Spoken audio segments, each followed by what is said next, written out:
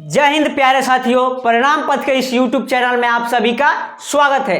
प्यारे साथियों, ये वीडियो उन सभी बच्चों के लिए है जो कक्षा 11वीं से 12वीं में जा रहे हैं और उन्होंने फिजिक्स, केमिस्ट्री और मैथ की तैयारी कहीं ना कहीं से शुरू कर दी होगी और वो हिंदी को हल्के में लेके चल रहे होंगे। तो हिंदी को हल्के में नहीं लेके चलना है और हिंदी में भी आपको 95 प्लस स्कोर करना है और 95 प्लस स्कोर करने के लिए आपको तैयारी अभी से शुरू कर देनी होगी, क्योंकि वन शॉट देखने से आपका 95 प्लस स्कोर नहीं आएगा। आपका 95 प्लस स्कोर आएगा तभी जब आप अभी से तैयारी शुरू कर देंगे। और इस वीडियो में हम पूरा रणनीति बनाएंगे कि कैसे हिंदी को हम लेके चलेंगे कि उसमें हम 95 प्लस स्कोर करेंगे। तो चलिए, सामान्य हिंदी कक्षा 12 के लिए हम स्टार्ट करने जा रहे हैं। इसमें दो खंड हैं, पहला खंड क और दूसरा खंड ख, और दोनों खंड को मिला के आपका 100 नंबर का प्रश्न आता है। खंड क 50 नंबर और खंड ख 50 नंबर का आता है।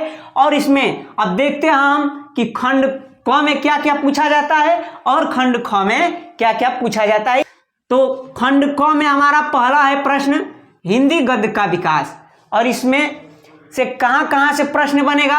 तो हिंदी गद्य का उद्भव और विकास पढ़ेंगे, इसी में शुक्ल युग पढ़ेंगे, शुक्लोत्तर युग पढ़ेंगे, हिंदी गद्य की प्रमुख विधाएं, जैसे इन विधाओं में निबंध हो गया, उपन्यास हो गया, कहानी हो गया, आलोचना हो गया। इन सभी को मिला के आपको 5 नंबर का प्रश्न आएगा और ये बहुविकल्पीय प्रश्न होता है, क्योंकि यहाँ पे लिखा है 1 गुणे 5, यानी एक एक नंबर का 5 प्रश्न आएगा और यहाँ से आपको 5 नंबर मिलेगा। और इसी में हमारा दूसरा है प्रश्न काव्य साहित्य का विकास। जो हिंदी काव्य साहित्य है उसका विकास पढ़ेंगे और इसमें से भी आपको 5 बहुविकल्पीय प्रश्न मिलेंगे और ये 5 नंबर के होंगे, एक एक नंबर के 5 बहुविकल्पीय प्रश्न। और हिंदी काव्य साहित्य में क्या क्या पढ़ना है आपको, तो आधुनिक काल पढ़ना है। और आधुनिक काल के अंतर्गत कौन कौन से युग, भारतेंदु युग, द्विवेदी युग, छायावाद युग, प्रगतिवाद युग और नई कविता, इन सभी को पढ़ेंगे और उसी में से एक एक नंबर के 5 प्रश्न आएंगे और उन्हें कर देंगे तो ये 5 नंबर मिल जाएगा। तीसरा हमारा है पाठ्यक्रम पर निर्धारित गद्यांशों पर आधारित 5 प्रश्न। एक गद्यांश आएगा और उसी में 5 प्रश्न होंगे और प्रत्येक प्रश्न 2 नंबर का होगा। इन 5 में से प्रत्येक प्रश्न 2 नंबर का होगा और ये पूरा 10 में 10 इसमें मिलेगा। 4 नंबर है हमारा पाठ्यक्रम पर निर्धारित पद्यांशों पर आधारित 5 प्रश्न। एक पद्यांश आएगा और उसी में 5 प्रश्न आएंगे और प्रत्येक प्रश्न 2 नंबर का होगा और इससे टोटल 10 नंबर के प्रश्न हो जाएंगे। और 5वां है हमारा, 5वां में भी क और ख है। तो क में क्या है, पाठ्यक्रम में निर्धारित लेखकों का साहित्यिक परिचय एवं कृतियाँ।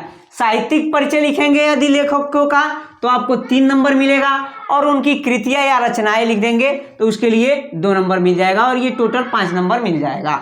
और उसी में ख है हमारा, पाठ्यक्रम में निर्धारित कवियों का साहित्यिक परिचय लिखना है और उनकी कृतियाँ लिखना है। जब कवियों का साहित्यिक परिचय लिखेंगे तो इसके लिए 3 नंबर मिलेगा और उनकी कृतियाँ या रचनाएं लिखेंगे तो इसके लिए 2 नंबर और कुल आपको 5 नंबर इससे मिल जाएगा। तो जो साहित्यिक परिचय है एक लेखक का आएगा और एक कवि का आएगा और इन दोनों को मिला के आपको 10 नंबर मिल जाएगा। 6 नंबर है हमारा पाठ्यक्रम में निर्धारित कहानियों का सारांश एवं उद्देश्य पर आधारित प्रश्न। एक पाठ्यक्रम के लिए आपके कहानी निर्धारित किया गया है, जैसे लाठी हो गया, बहादुर हो गया, पंचलाइट हो गया, कई कहानियां निर्धारित की गई हैं। उनमें से किसी एक का सारांश पूछेगा या उस पर आधारित प्रश्न पूछेगा और ये कहानी के लिए आपको एक ही प्रश्न इसमें करना होगा और ये 5 नंबर का होगा। 7 नंबर है हमारा पाठ्यक्रम में निर्धारित खंड काव्य का कथा वस्तु एवं प्रस्तुत पात्रों का चरित्र चित्रण। आपके पाठ्यक्रम के लिए एक खंड काव्य निर्धारित किया गया है, अलग अलग जिले के लिए अलग अलग खंड काव्य निर्धारित किया गया है। तो प्रत्येक जिला के लिए अपना निर्धारित खंड काव्य देख लेंगे और उसी को पढ़ेंगे और उस खंड काव्य से आपको या तो कथा वस्तु उसका लिखना होगा या उस पर पात्रों का परिचय लिखना होता है और इसके लिए आपको 5 नंबर मिलता है। खंड क के अंतर्गत आने वाले 50 नंबर के प्रश्नों को हमने देख लिया था, जिसमें 1 से 7 तक था। अब हम देखते हैं खंड ख। खंड ख में भी 50 नंबर के प्रश्न आते हैं और इसमें 8वां है हमारा। 8वां का क और ख 2 है। तो क में है पाठ्यक्रम में निर्धारित संस्कृत गद्य का संदर्भ सहित हिंदी में अनुवाद। जो संस्कृत का गद्यांश आएगा उसका हिंदी में अनुवाद करना होगा और संदर्भ सहित अनुवाद करना होगा। तो जब संदर्भ लिखेंगे तो उसके लिए 2 अंक मिलेगा और जब उसका अनुवाद करेंगे तो उसके लिए 5 नंबर मिलेगा और ये टोटल 7 अंक का होगा। ख है इसमें पाठ्यक्रम में निर्धारित संस्कृत पद का संदर्भ सहित हिंदी में अनुवाद। संस्कृत में एक पद्यांश भी आएगा और उस पद्यांश का संदर्भ लिखेंगे तो 2 नंबर मिलेगा और उसका हिंदी में अनुवाद करेंगे तो 5 नंबर मिलेगा और इसके लिए भी कुल 7 नंबर मिलेंगे। अब 9 नंबर है इसमें लोकोक्तियों एवं मुहावरों के अर्थ एवं वाक्य में प्रयोग। लोकोक्तियाँ और मुहावरे आएंगे और उसमें से एक लोकोक्ति या मुहावरा एक आएगा और उसमें उसका अर्थ भी लिखना है और उसका वाक्य में प्रयोग भी करना है। इसके लिए 2 नंबर मिलेगा। 10 नंबर है अपठित गद्यांश या पद्यांश। एक अपठित जो आपके द्वारा पढ़ा नहीं गया होगा, अपठित गद्यांश आएगा और उसके लिए आपको 5 नंबर के उसमें से प्रश्न करना होगा। 11 नंबर है इसमें क, ख, ग और घ है। तो इसमें पहला है क, शब्द में सूक्ष्म अंतर। जो शब्द है उसमें सूक्ष्म अंतर करके देगा, छोटे छोटे अंतर देगा और उसको हमको लिखना होगा। जैसे होता है दिन और ये एक और दिन होता है, इसमें देखिए थोड़ा सा ही अंतर है और इसमें अंतर क्या है ये उसमें ऑप्शन में देगा और उसी को पहचानना होगा कि इसमें क्या अंतर है। तो इसके लिए भी आपको 2 नंबर मिलेगा। ख है हमारा अनेकार्थी शब्द।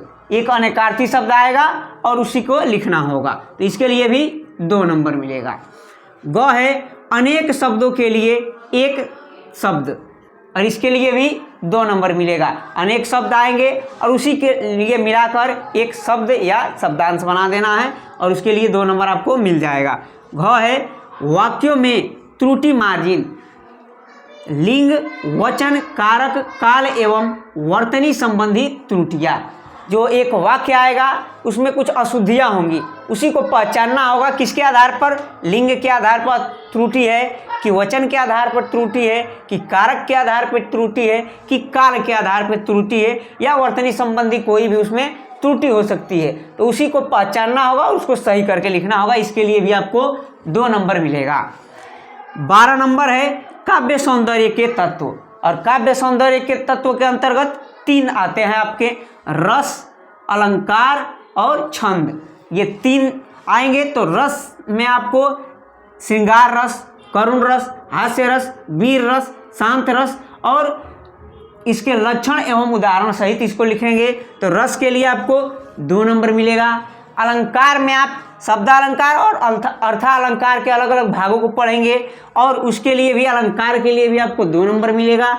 और छंद, छंद में आप मात्रिक छंद पढ़ेंगे। अब मात्रिक छंद में कौन कौन, चौपाई, दोहा, सोरठा, कुंडलिया, इसके लक्षण सहित आपको उदाहरण लिखना है और लिखेंगे। इसके लिए आपको 2 नंबर मिलेगा। तो काव्य सौंदर्य के तत्व से कुल आपके 6 नंबर के प्रश्न आएंगे। 2 नंबर रस से, 2 नंबर अलंकार से और 2 नंबर छंद से। इसको आप लक्षण सहित इसका उदाहरण लिखेंगे तब आपको ये पूरे 6 में 6 मिल जाएंगे। 13 नंबर है हमारा पत्र लेखन। एक पत्र लिखने के लिए आएगा आपके परीक्षा में और इस पत्र को अच्छे तरीके से व्यवस्थित करके आप लिखेंगे तो उसके लिए आपको 6 अंक मिलेंगे। अब 14 नंबर है निबंध। एक निबंध आएगा पेपर में और उस निबंध को आप लिखेंगे बढ़िया तरीके से तो आपको इसके लिए 9 नंबर मिलेगा। अगर आप इस वीडियो को यहाँ तक देख लिए हैं तो आप एक काम करेंगे, सबसे पहले आप एक पेपर लेंगे और एक पेन लेंगे और उस पर आप ये पूरा चीज़ जो मेरे द्वारा बताया गया है खंड क और खंड ख के बारे में, उसको आप नोट करेंगे और जहाँ भी आप पढ़ते हैं उसके सामने आप लगा लेंगे और पढ़ते समय आप टिक करते जाएंगे। जैसे आपने खंड क का पहला पढ़ लिया तो उसको आप टिक कर देंगे कि हाँ हमने इसको पढ़ लिया है, हमने इसको याद कर लिया है। अब उस खंड क के पहले प्रश्न से हमारा कोई भी प्रश्न परीक्षा में अगर बने तो छूटे नहीं। आशा करते हैं कि ये वीडियो आपको अच्छा लगा होगा और इसमें जो भी आपको जानकारी दी गई है वो आपको अच्छा लगा होगा। तो ऐसे ही बेहतरीन तरीके से पढ़ने के लिए हमारे इस चैनल से जुड़े रहें। जय हिंद।